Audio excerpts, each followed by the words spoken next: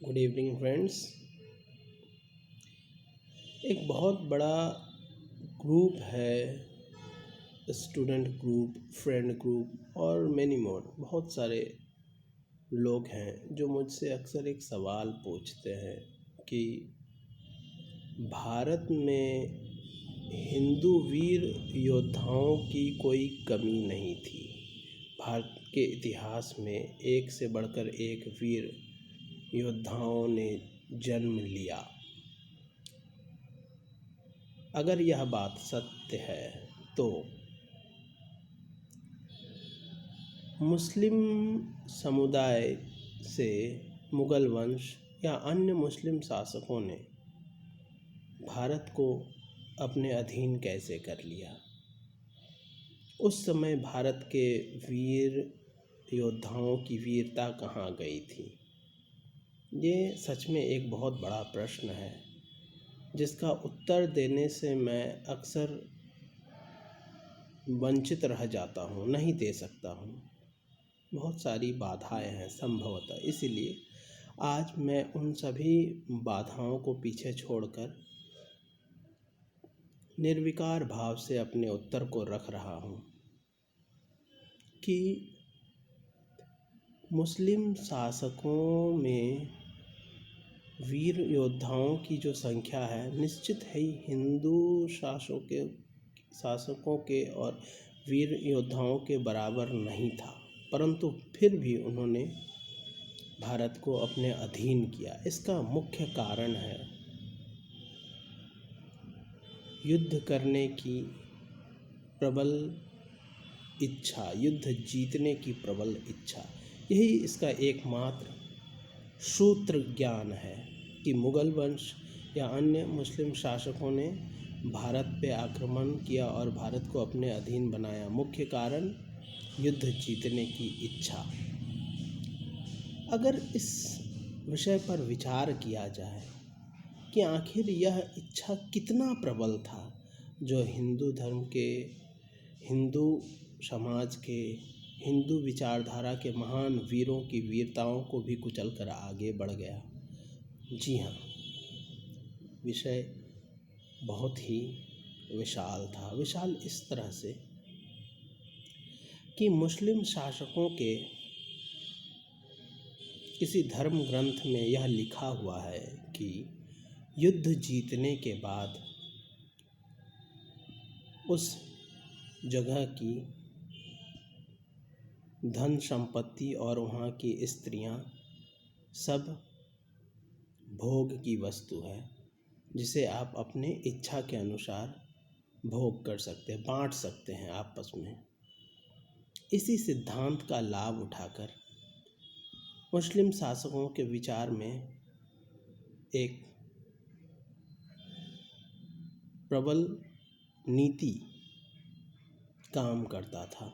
वो युद्ध होने के बाद किसी भी राज्य को लूट कर आगे नहीं चले जाते थे, बल्कि उस राज्य को लूटने के बाद अपने सैनिकों को उस राज्य में आराम करने के लिए छोड़ते थे। और ये आराम ठीक उस प्रकार का आराम है जहाँ राज्य की सभी बहन बेटियों पर, अबलाओं पे उन सैनिकों को काम तृष्णा पूर्ति के लिए छोड़ दिया जाता है, जहाँ सभी सैनिक अपने काम इच्छा भोग विलास के लिए दौड़ते फिरते और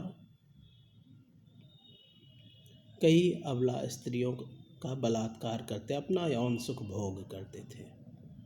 ये यौन सुख भोग करने का जो प्रबल इच्छा था, मुस्लिम सैनिकों के बीच बहुत ही प्रबल होता जा रहा था और शासकों ने इस इच्छा का बहुत सुंदर लाभ भी उठाया। मुस्लिम शासक अन्य राज्यों को जीतने के बाद वहाँ की सुंदर स्त्रियों को, कोई राजा की पत्नी, कोई राजा की बेटी, बहन, इन लोगों को उठाकर बंदी बनाकर अपने शासन के एरिया में लाकर रखते थे और उनसे वैश्यावृत्ति कराते थे। यह वैश्यावृत्ति ठीक उस तरह से था कि कोई सैनिक अगर कुछ बड़ा और कुछ बहादुरी भरा कार्य करता है तो उसे सुख भोगने के लिए इन स्त्रियों के क्षेत्र में छोड़ दिया जाता, इन स्त्रियों के स्थान में सुख भोगने के लिए छोड़ दिया जाता था।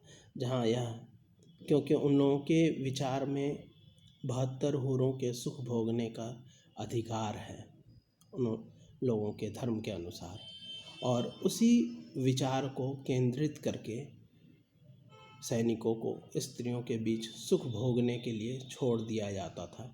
इसी उद्देश्य से मीना बाज़ार का स्थापना भी हुआ था, जो कि एक रेड लाइट एरिया है। इसके विषय में अगर आप थोड़ा पता करेंगे तो संभवतः आपको पता भी चल जाएगा कि किस तरह मुग़ल शासक ने मीना बाज़ार की स्थापना की। इसका मुख्य उद्देश्य यही था कि कोई भी सैनिक अगर लूट मार करके कहीं से कुछ जीत कर लाए तो उसे प्रशंसा के रूप में इस स्थान पे, मीना बाज़ार के जैसे जगहों में राज्य के खर्च पे इसे महीने भर का सुख भोगने का अवसर दिया जाता था। यही मूल उद्देश्य है जो सैनिकों में मृत्यु के अंतिम क्षण तक युद्ध लड़ने और युद्ध जीतने के लिए प्रेरित करता था, जो कि सभी सैनिकों के ऊपर हावी होता जा रहा था। क्योंकि उन्हें पता था कि अगर वो युद्ध जीत पाएगा तो राजा उसे स्त्रियों का सुख भोगने का अवसर देगा। 2 महीने 3 महीने तक उस राज्य में उपद्रव करके समस्त स्त्रियों का भोग करेगा, और अगर वो युद्ध हार गया तो फिर तो हार के बाद तो कोई उपलक्ष्य होगा ही नहीं। इसलिए उन लोगों के अंदर युद्ध जीतने की यह प्रबल इच्छा रह जाती थी। और एक बात कि इन सब विषयों का कोई दस्तावेज नहीं बनाया जाता था, क्योंकि ऐसे विषयों को अगर दस्तावेज में रखा जाता तो फिर मुस्लिम विचारधारा के ऊपर एक संदेह भरा कलंक लगता।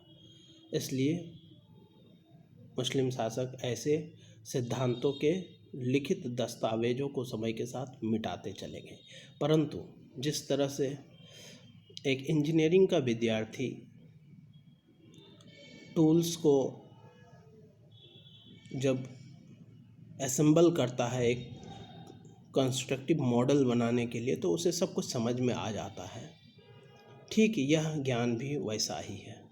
आप अपना दिमाग लगाइए और विचार कीजिए, सत्य का आभास आपको हो ही जाएगा। धन्यवाद।